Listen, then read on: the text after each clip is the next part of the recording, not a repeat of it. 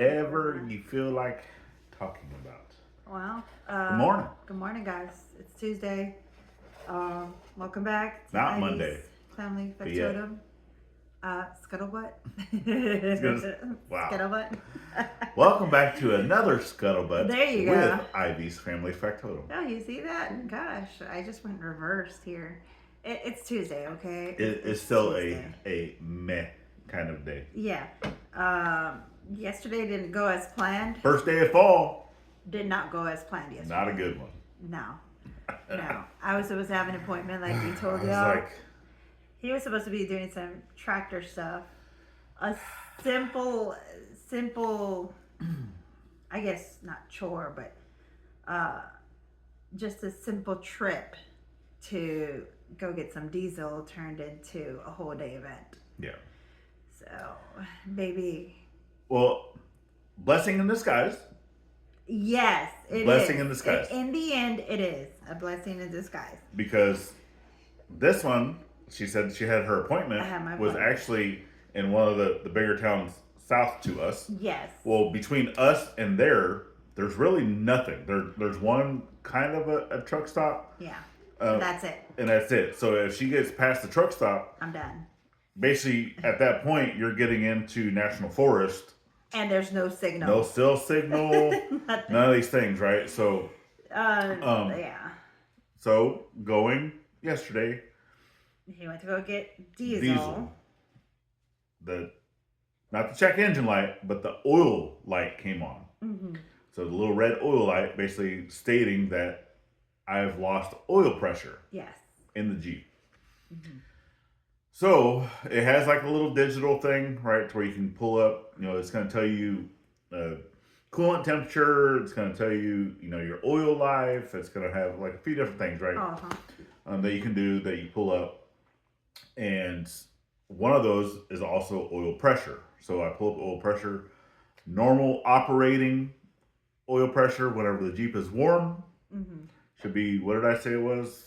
Between 30 and 50 PSI. Something like that. It can go up to 90 PSI whenever you first start it. Everything's still cold. The oil's kind of thicker. Mm-hmm. Right? So, pretty high pressure, right? 90 PSI is pretty high pressure. Yeah.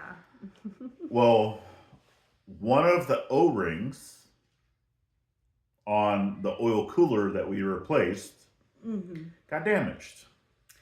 Well, you see, what happened was. Right. So at first we didn't know which one. It could be a couple of things, right? With the last worst being a cracked head. But it wasn't that. So him and I went in and we were thinking it's the rings, the O-rings. He pulls it out and sure enough, it was the one at the very edge. The one that we had forced that side in because it wouldn't go in. So I remember when we first put it in, it was forced in. So when he took that ring out, the ring was a little stretched and almost severed. Split completely in half. Yeah. So he replaced it. He had to get, the whole shenanigans. For one, thank you, Mike. He came to the rescue. Well, I actually drove all the way in town. Yes, he drove all the way to town. Called me. He's like, yo, it's not. Yeah, I was going to get diesel, right? And, whenever I lost oil pressure, I'm like, I guess there's a leak. Let me go ahead and finish getting into town, which I was at 0 oil pressure. Yeah.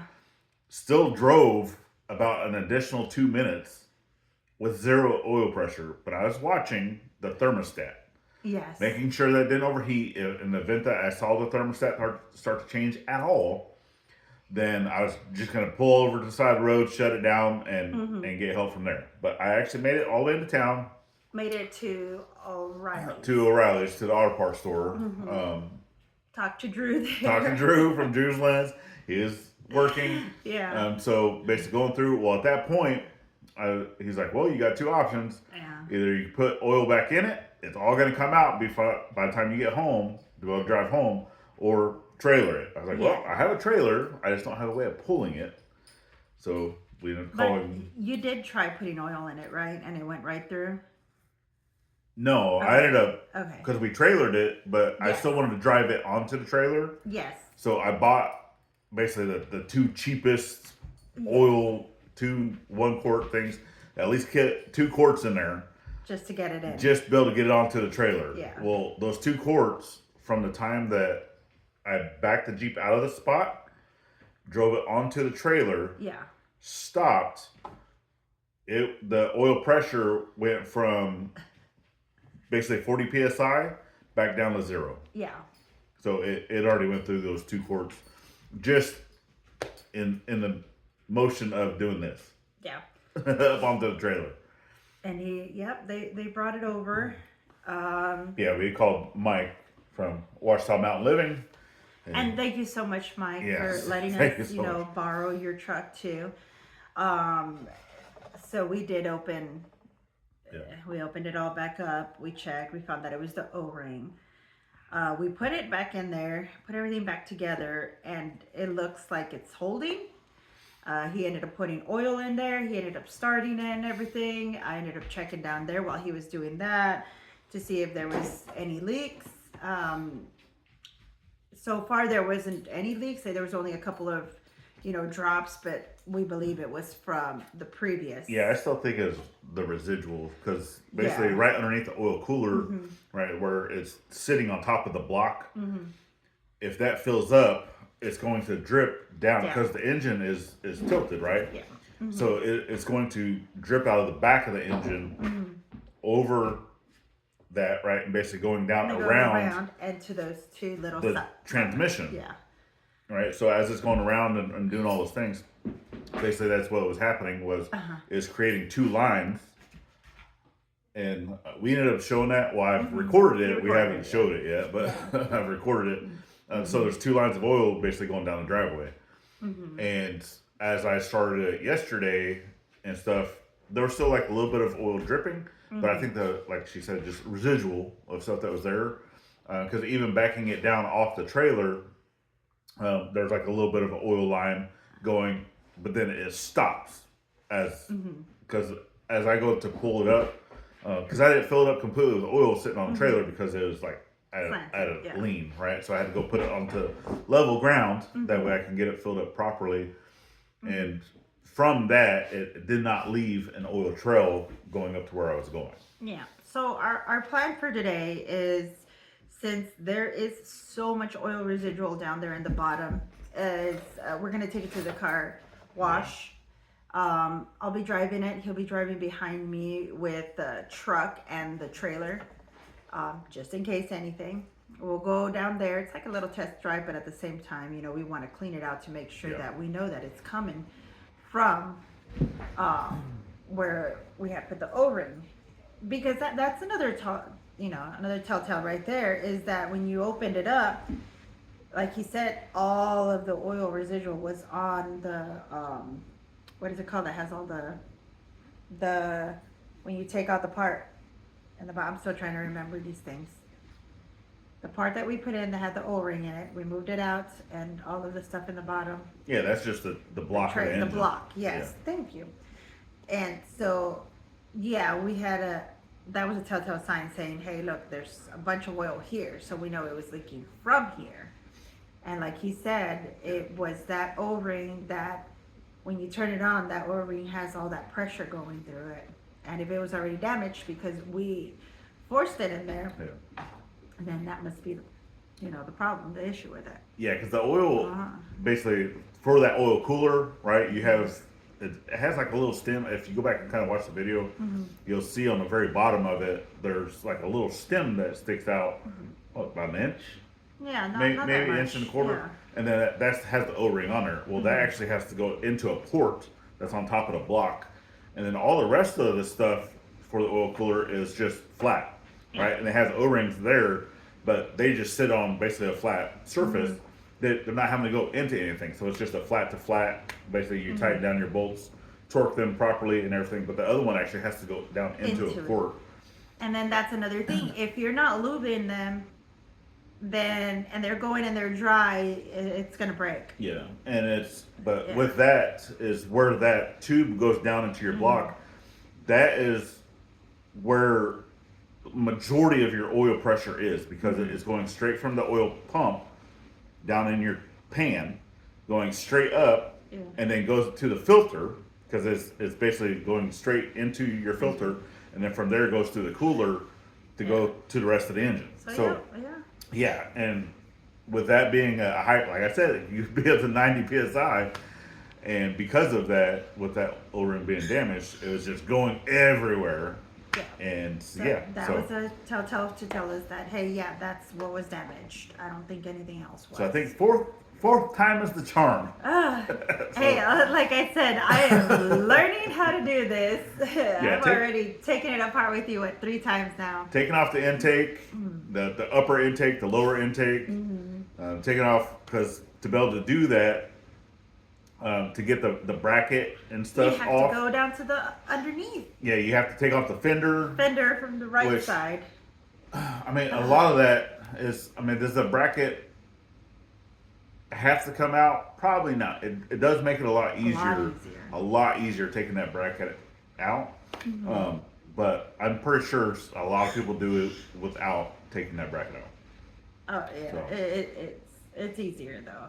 Especially you got big hands and I got little hands, and I Yeah. can fit through and get to the bolts that he cannot get into. Yeah, yeah, because So- bolt location, because you have to unplug every single sensor, and you have to unplug all of your fuel stuff, your injectors, right? And one of those injectors is directly underneath Oh my god. that, and it's like a space like this. Well, Yeah.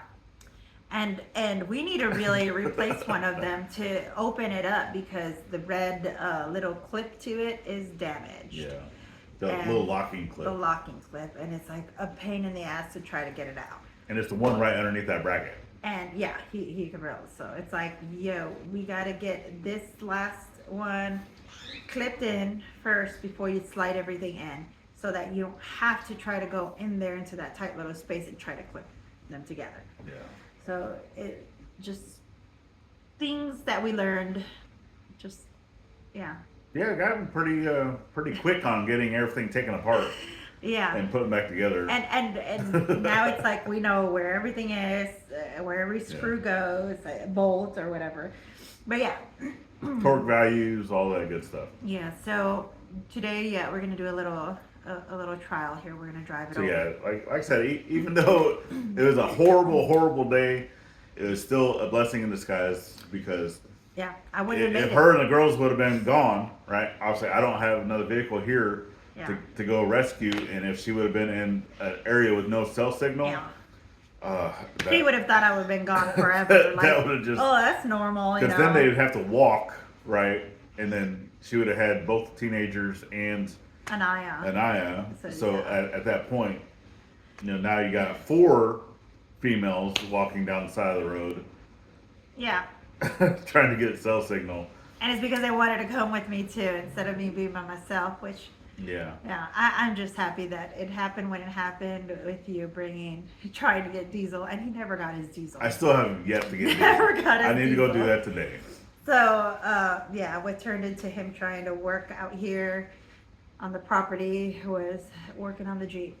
Yeah. And the bad part about that is I kind of touched base on that a little bit yesterday, is that I actually had a phone appointment, something very, very important that needed to happen.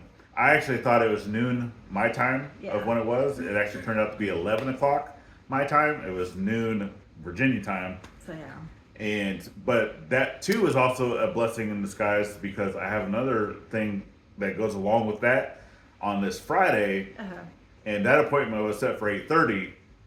Yep. And I was expecting to be here doing that 8:30, but that's actually going to be 7:30 my time. So that too was a blessing in disguise, because I do not want to be late for that, and it's something I have to do a WebEx appointment. Yeah. And if I don't show up for that, that is very, very, very bad. Yes, it can go against him.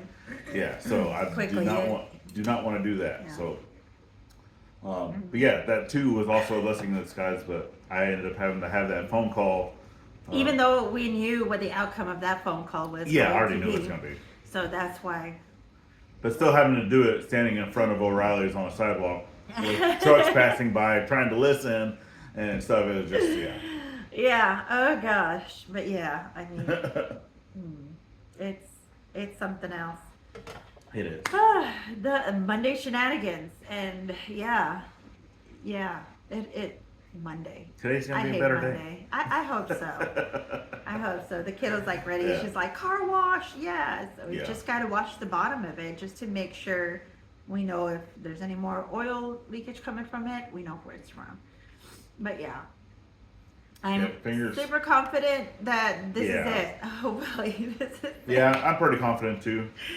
Yeah. Because I knew it had to be that because that's the only thing that we dealt with that involves oil. Oil, yeah. Was the oil cooler. So everything else, spark plugs, coils, the injectors, none of that stuff had to deal with oil. So we didn't remove anything else from the engine that dealt with oil other than that. So I knew that that's where it had to come from.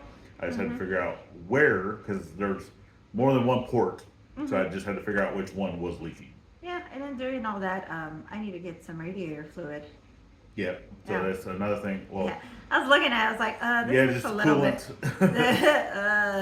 looks a little bit empty. Yeah, because that has coolant going through it, so obviously I was like about changing it out more than once.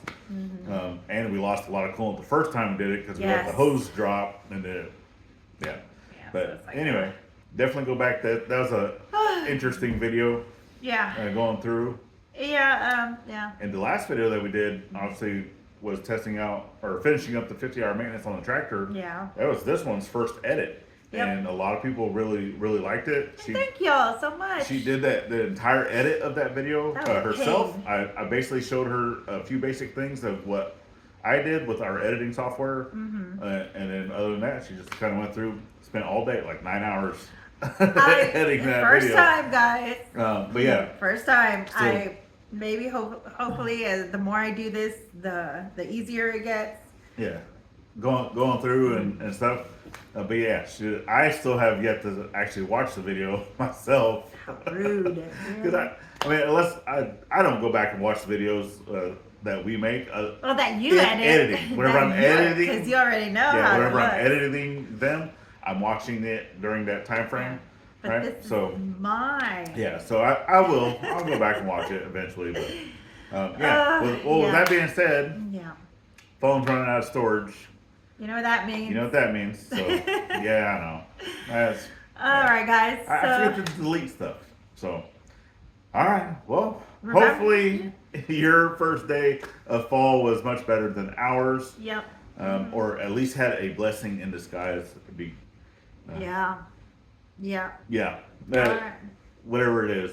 But last but not least, always think of veteran at every chance you get. Not only on Veterans Day. And we'll see you on the next one, guys. Later, friends. Bye.